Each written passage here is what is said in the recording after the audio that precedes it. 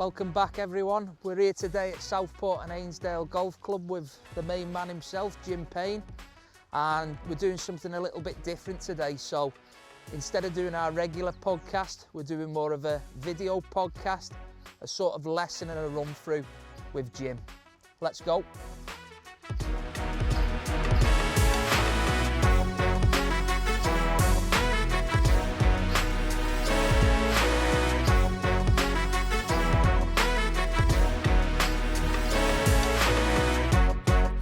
Today we're going to mix it up a little bit, and it's something a little bit different that'll probably help a lot of golfers. So Jim, do you want to just run through what we're going to do? Yeah, so last time I know you had rave reviews on the last podcast that we did, so we've come back for another go, but this time a bit different. So I'm going to be passing on tips and advice to maybe normal, everyday, average golfers that play golf once, twice a week and are looking to get better without over practicing, without doing too much. But if we can give a few tips that might help a few of your listeners and viewers as well. So we'll cover a few long shots on the range, and then we might do a bit of chipping before we finish. And what I've managed to do this time is I've managed to rope in Macca, Andrew McGregor, one of my friends in, who's more of a mid-range handicapper. Obviously I'm a high handicapper, and we've got Jim, of course, the professional, with us. So that's our plan for today. We hope we enjoy it. Okay, right, so let me just explain what we're going to do. Dom's a 20 handicapper, plays his golf, practices a bit, wants to be better. I think sometimes some of the advice that goes on these days is a bit technical, a bit overcomplicated. Often golfers are thinking of 10 things, maybe more than that, but they should be thinking of one or two key thoughts. Some of them are the same for everyone, obviously a few individual things based on your height, your shape, your ability and your flexibility. But I'm going to give him a few pointers, and also interested to know what he's thinking about when he's hitting shots. Is he thinking about too much? Is he thinking about the wrong things? Let's find out and get it down to the basic important key points. So he's just going to hit a few shots now, doing it his own way. 8 iron, straight down the range. Okay.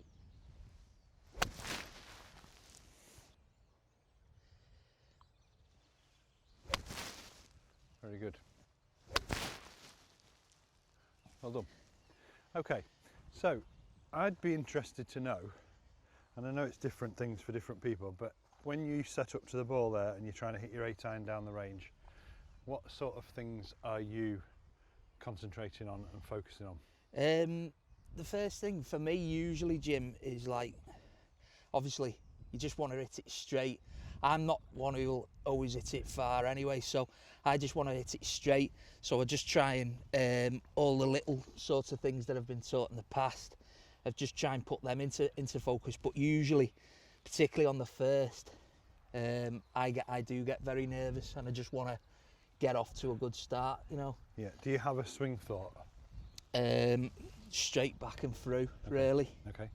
Yeah. Right, so let me give you a few pointers that I think are important for everyone really. So one, people take the golf club and they feel like the golf club is the key to it all, but the key to everything is you, and you having balance, because if you don't have balance and weight transference, then the whole thing goes wrong. It doesn't matter what you're doing with the club. If your balance is wrong, then the whole swing and the shot goes badly wrong. So the first thing I'd say to you is to take that in your right hand, okay, and just throw it down the range. Okay, let's do one or two of those, and be aware of where your weight is going. So your weight is going back as you go back, that's it, and through as you throw it. So your weight's going right foot, left foot, right foot, left foot. So then when you take your club in your hand, it's exactly the same thing. So just set yourself up as though you're going to hit a ball there, and just feel that same movement as though your weight goes back when the club goes back. But that's it, hit down and through, and you finish on your left foot like that. Okay, that is the most important thing for me, because if your weight's going the wrong way or the opposite way to what it should be, you're just not going to strike the ball. Most people, when they're hitting a golf shot, or a lot of people, will fall back onto their right foot. They'll set up, and because the ball is on the ground and they're trying to get it in the air, their weight goes the wrong way. But like everything, you've got to be going forwards as you hit it. Move from right to left if you're a right-handed golfer. Obviously the other way around if you're left-handed. Okay, so just hit 1 or 2 more. Yep. Just being more aware of yourself and your feet and your weight rather than your actual Okay. club.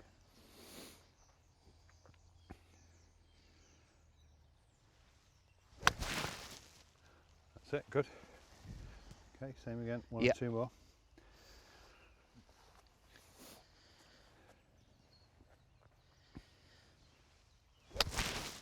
Very good, excellent. If you transfer your weight properly, your strike becomes better and everything else takes care of itself. Distance is good, the feel of the shot is good because it's coming out of the middle of the club.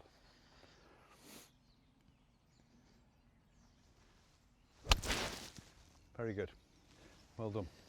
Okay, so that's one thing. If you don't get that bit right, things don't work. So that's definitely the first thing to do. Second thing is shaping the shot, and rather than me saying to you, this is how you do it, again, I'd like to know your interpretation of it because it's going to be in your words for you. So we've talked before about how you draw the ball, which means it starts to the right and turns to the left, or how you fade it, which means it starts left and fades to the right. But just talk us through a couple of shaped shots, if that's okay. With what Jim's saying there about hitting fades and draws, obviously for a high handicapper with me, that feels like something that's a million miles away. But Jim's put it in a lot more simpler circumstances for me. So as to open the club face up a little bit more, as though you're playing out, you're throwing a ball out towards the right, which will allow me to fade it. Throwing it out towards the left, which will allow me to draw it and roll them, obviously, out to that way. Yeah. So I think the other one we did, which is a good one from my point of view, is to imagine that that's a bucket of water. yeah, If that's a bucket of water full there, if you want to draw it, you're going to throw the water forwards that way. and Yeah. round to the left. So that's your draw shot, your right hand is turning over. If you want to fade it or slice it, you turn it the other way so the water comes back towards you. Yeah.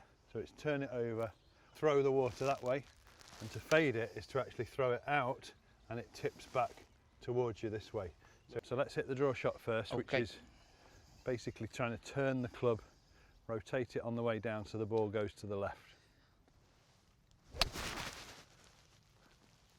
Good, but obviously didn't quite turn it enough early enough. It went Yeah. straight, it was a good strike, but we want to just turn it a little bit more than that. So see if you can turn your right arm a bit earlier to close the club face over the ball.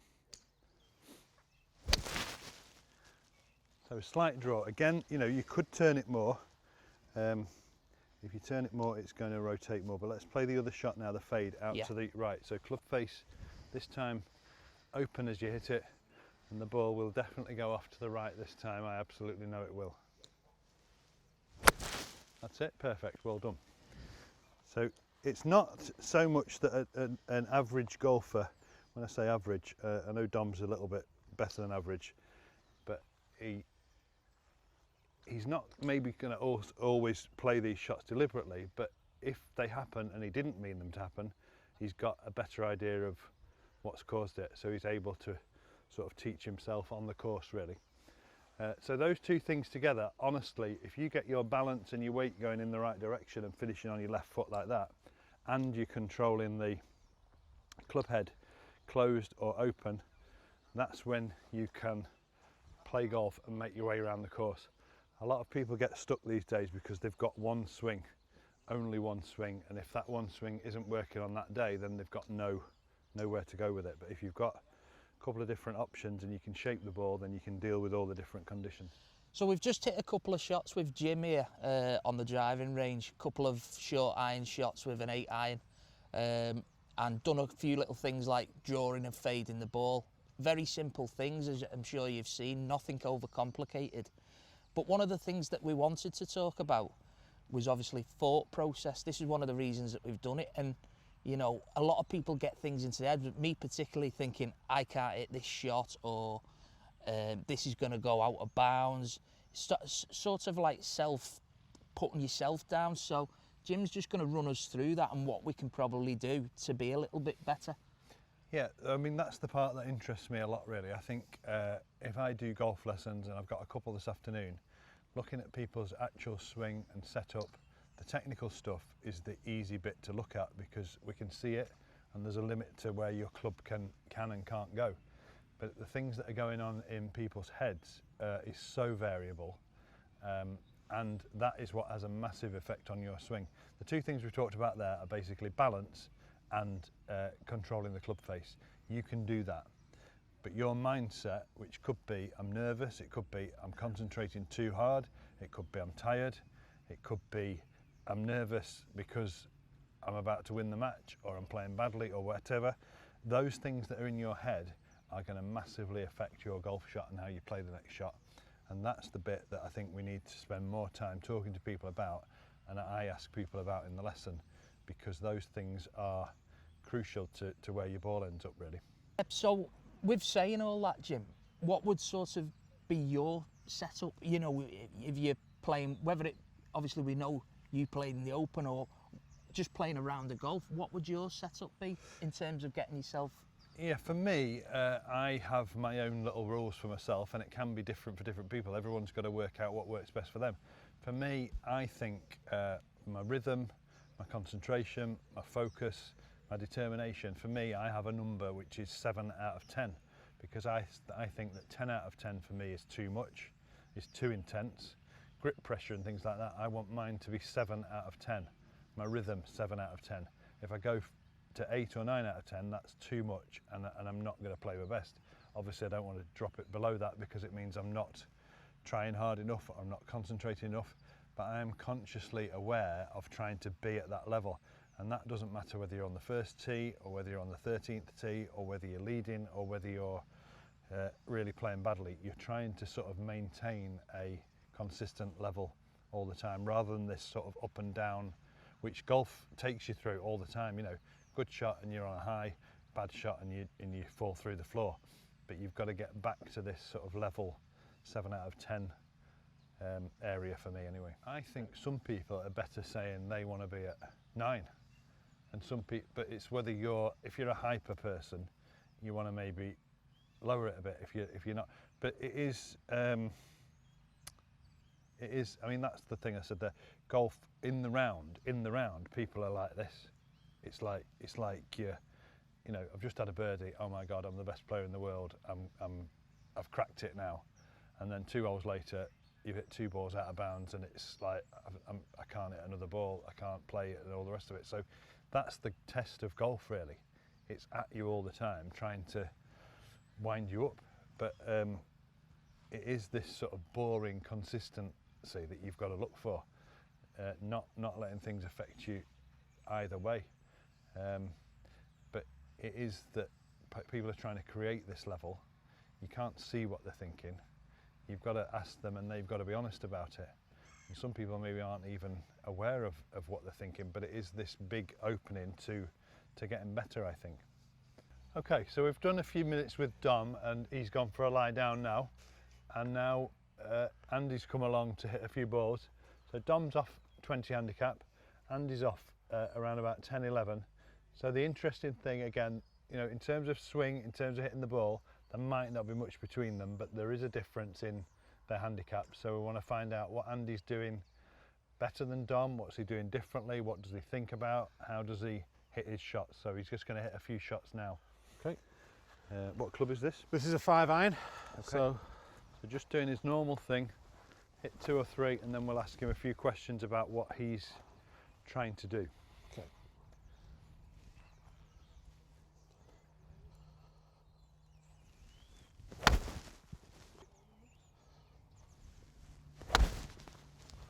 Well, it might be that this is a bit of pressure, and it's changing his rhythm, his swing, his strike. You know, he might find his way and he might hit them a bit better, but it is a different type of pressure to what he's normally used to, playing with his mates and knowing the course. But here's a bit different. So you know, he's finding his way now, he's getting a bit better, and give him another 3 or 4 shots and he'll probably be fine.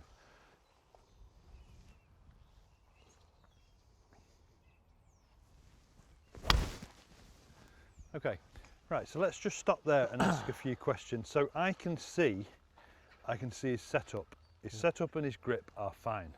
His swing, give or take, you know, it might be a little bit faster than normal, it might be a bit slower, but give or take, his swing looks okay. Now he's not hit those balls as well as he'd want to. They've gone a bit to the right, he's maybe hit them a bit thin. But what we can't see is what's in his head. Does he feel nervous? Does he feel rushed? Does he feel like he's thinking about too many things? Yeah, definitely. So, I mean, obviously being on camera is a little bit different to it in when you're down at the range, but at the just at your normal club. But I think one of the things I was trying to focus on is just the flag. Have a position on that driving range that I was actually aiming at. Have a little bit of rhythm. Not try and swing it too fast, but I think with a little bit of the pressures of the cameras on you for the first shots, I found it a little bit difficult. Did you feel quicker than normal? Yeah, I think I was swinging it a little bit quicker than normal, yeah. And what about on the course normally? What would be your swing thought? Or do you have one or two or none? Depends how I'm playing, really. My sort of reset when I'm playing golf is to just try and think about the tempo and the rhythm of my shot. So especially if I start off where I'm like shanking a few and I'm thinking, right, what's going on? You need to pull it back together.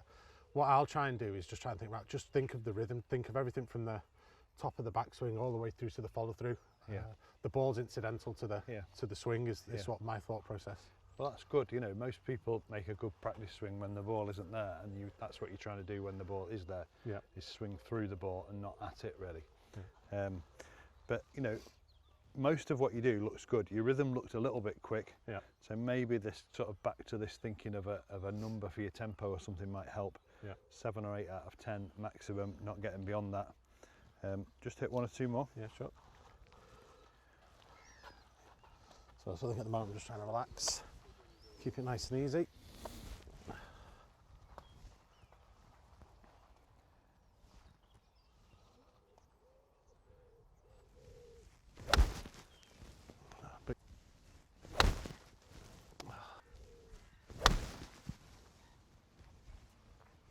Okay, so the last thing to say from me really is that Dom is off 20, Andy's off 10.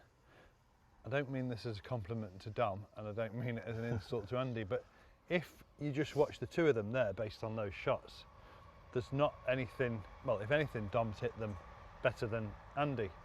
But on the course, and as a golfer, Andy is the better golfer, because on the course he must be making better decisions, doing the right things more of the time, choosing the right shots and things like that. So Dom here has hit the ball really well, but that Andy must have things in his game that are technically maybe not as good, but he is making a better job of playing golf. So, you know, again, that's interesting. Maybe Dom on the course is not making the right decisions and Andy is choosing the right clubs and the right shots at the right time. But definitely here, you know, the rhythm or the pressure of the situation, or it's a little bit out of your comfort zone, something a bit different. Yeah. And you only have to miss it by a fraction. You know, your swing there looks okay, but you're mistiming it by 100th of a second, and it makes what would have been a good shot into a bad one. Yeah. It's all right, lad. It happens to the best of us, eh? Yeah. Hey, they call me a bandit for a reason. What do you think of that, Jim? I mean, well, as I was saying there, off 20 handicap, you've done really well. Off 10 handicap, Andy's not done so well. So here and now, you've really excelled. But on the course, you must be making some not good decisions, and Andy must be making up for that with short game or other good things. Yeah, I think you need to see a few more shots before we can start sort of determining who's the better golfer. To be fair, you know, though, you can't do that off a... To be fair, Jim did say to me last lesson, he did say, I've played with the greats, I've beat Phil Mickelson, I've played with Jack Nicklaus, but Dom, by Christ, with that 8-iron, you can really do some tricks. Yeah. Good luck anyway with the driver. Is this the same thoughts as with your iron? I'm just going to try and hit this now. Get it away.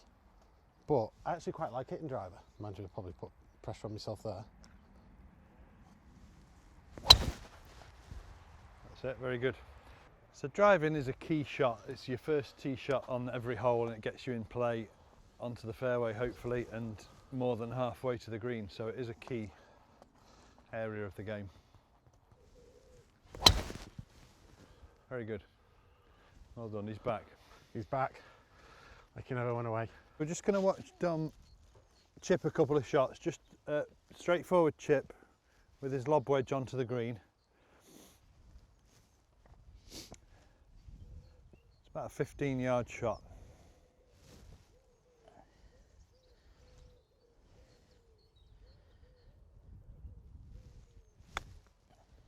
good, played that well.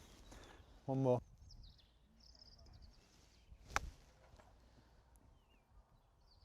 Okay, so here, you know, his long game over there was good. His short game here, you can see where there's room for improvement.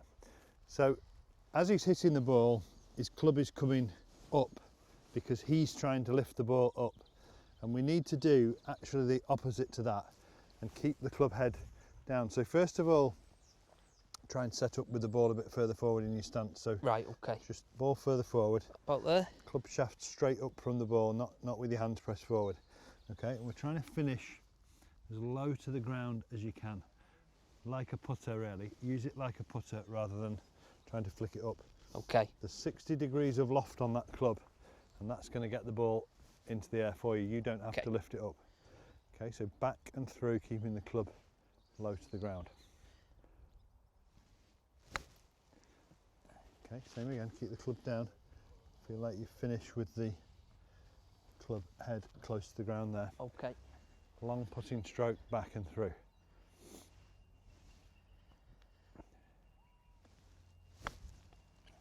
Okay, so now you're just hitting the ground before the ball. We've just got to hit a little bit later, a little bit closer to the ball. Okay. Okay, same again, low, wide follow through. Oh, no. Right, so this doesn't look good. No, not at all. Let me just step into place there. Yeah. So, club's got the loft on it. The club's going to send the ball into the air. If we finish, just send the club going forwards and low, that's when the ball goes up. Okay, so the club is finishing no more than 18 inches above the ground there. If the club comes up higher than that, then we're sort of flicking it and lifting it too much. So back, through, just keep the club head down and send it towards the flag and hold the finish there. So my arms have stayed straight, hands are away from me, club head close to the ground. This is the part of the game where you can really save shots. Short shots, they're not about power or distance. Have another go there. Okay, so keep moving the club forwards, back and through.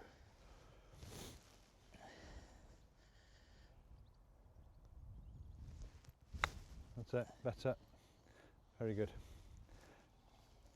Okay, so you don't have to help the ball up at all. It goes up if you keep the club down.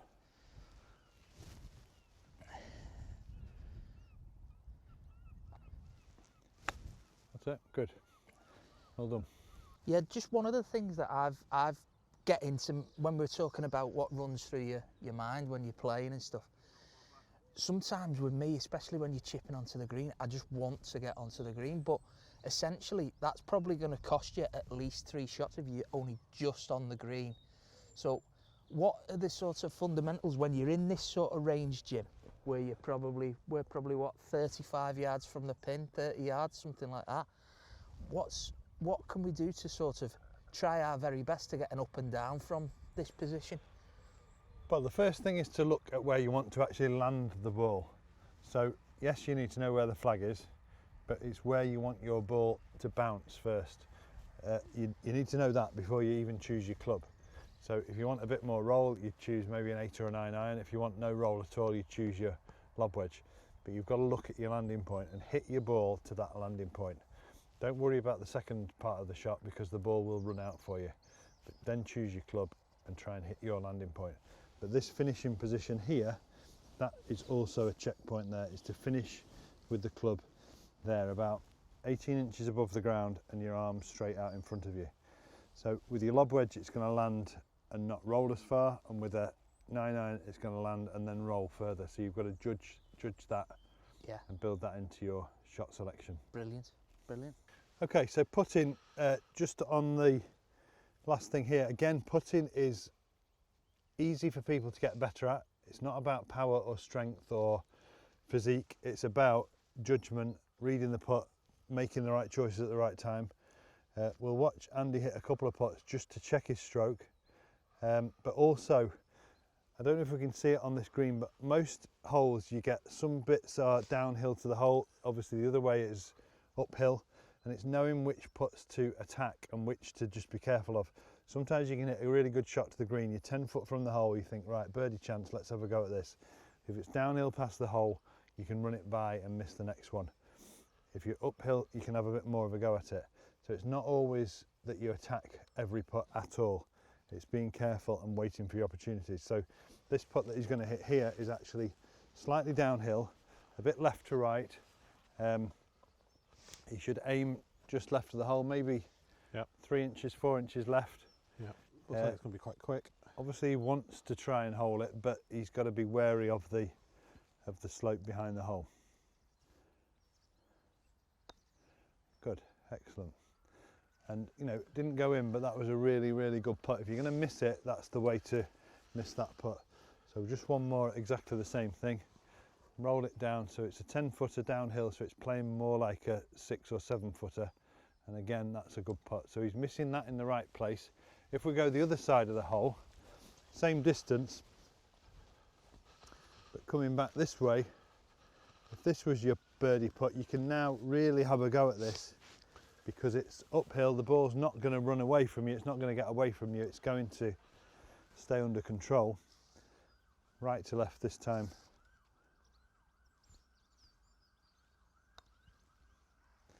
Okay, so because it's uphill, he didn't hit it hard enough. Just outside the hole and roll it more aggressively. Good. So that was a better putt, better pace.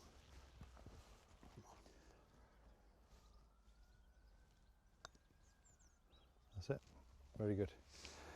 So, you know, technique is one thing again, putting, judging the distance or the slope on the green is something you've got to really keep an eye on.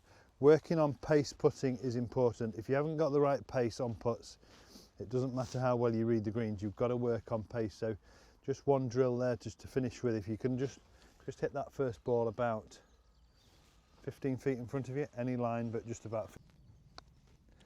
Okay, so that his first one was 15 feet, that one's gone 20 and hit the next one just past that second ball. The second ball? Yep.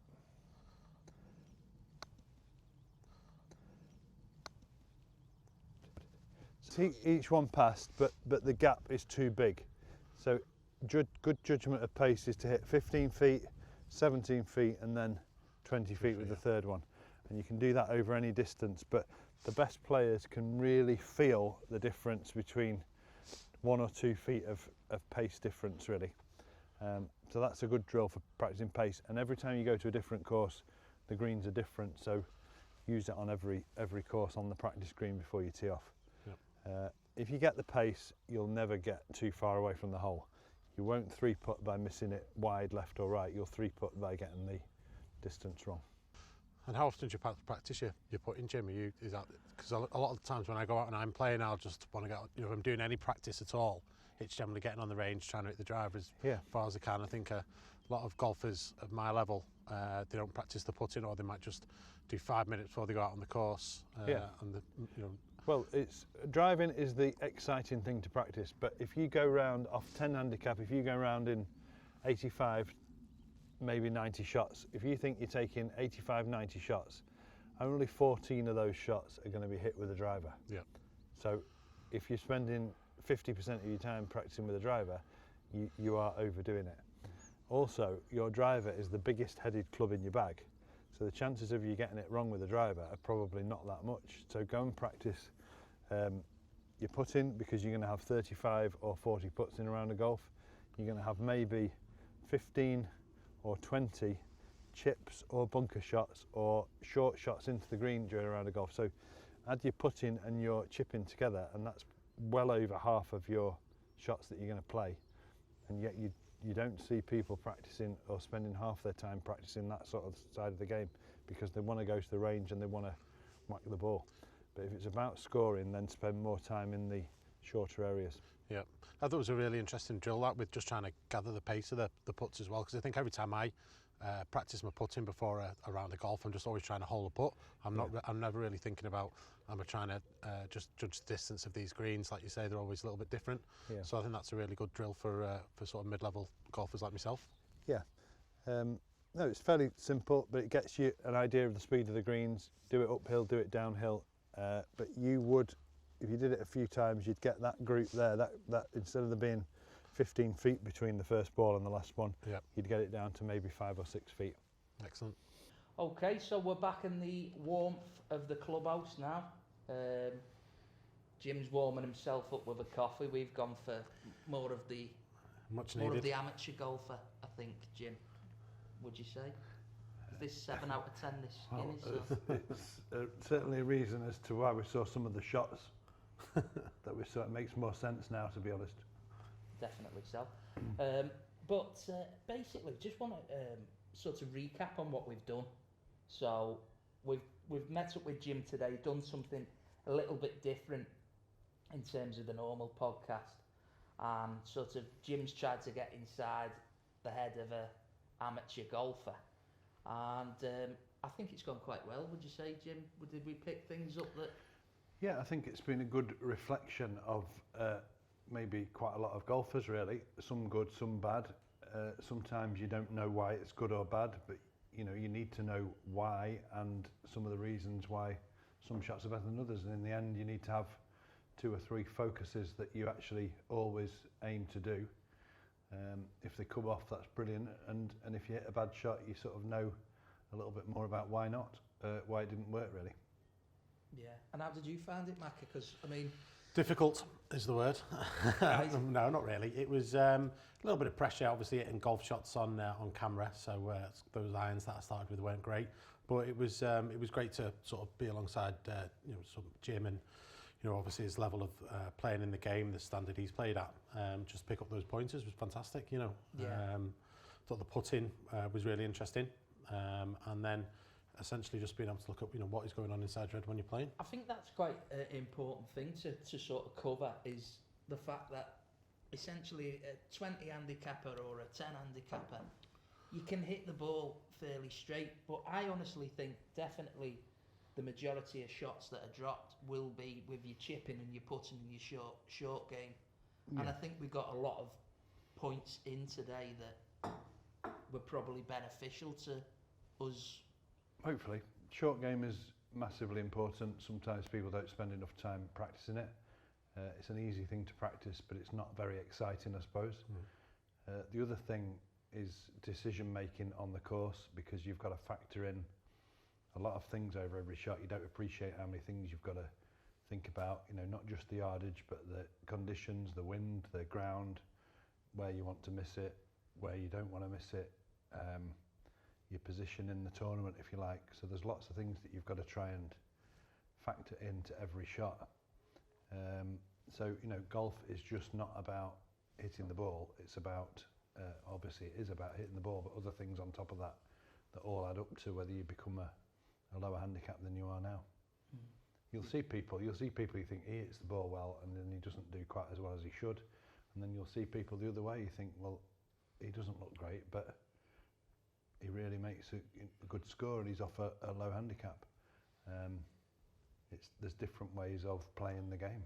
Yeah, and we spoke about it in the first podcast that we did about sometimes you've got to find a way of scrambling around the golf course, Yeah. which I think's important. But you made a great point, I thought, today when you said about 7 out of 10, and I found that really beneficial for me. I don't know what you think about that, Macca, with the fact that you know sometimes you're either I either, if I'm playing a bad round, I either try and think I'm going to hit this as hard as I can, or really take a lot off it and just try and play the steadiest 4 out of 10 shot that you've ever seen in your life.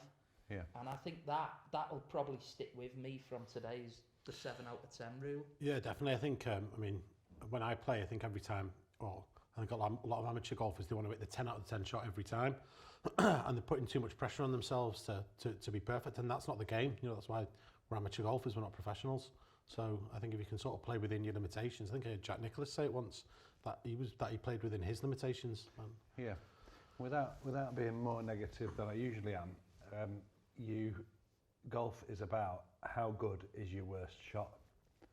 And if your worst shot is still in play and on the course and not in a bush, then that's where you're a good player. Most people's good shots are brilliant, but their bad shots are too bad. and their score is just made up of 12, 13 good holes and 5 pickups or lost balls and things. But the best players, their bad shot is still in play and on the course. And it is a difficult thing to get your head around, but if you can play shots that are never going to put you in trouble, or they've got a less chance of putting you in trouble, then you're going to score better. Yeah, and I've just to sort of recap, with us doing something a bit totally different today, in terms of more of a video podcast, and hopefully we'll do it along other sports. But obviously want to thank Jim for giving up his time for today's video, and hopefully it's helped everybody. But hopefully it's not. This has been the second part, and we're hoping to maybe get a third part out of Jim. But basically, what's the plan? I know we talked about it a bit on the podcast. We've spoke a lot about us today. What's the plan for the rest of the year for Jim? Are you gonna maybe go and play a few times, or what will you do? I have played a bit, but I won't play much in tournaments this year. I want to keep my game going so that I can play here with the captain or a few members from time to time. I think it's important that I can play to a decent level. Apart from that, we're just coming into the season and it starts to get really busy.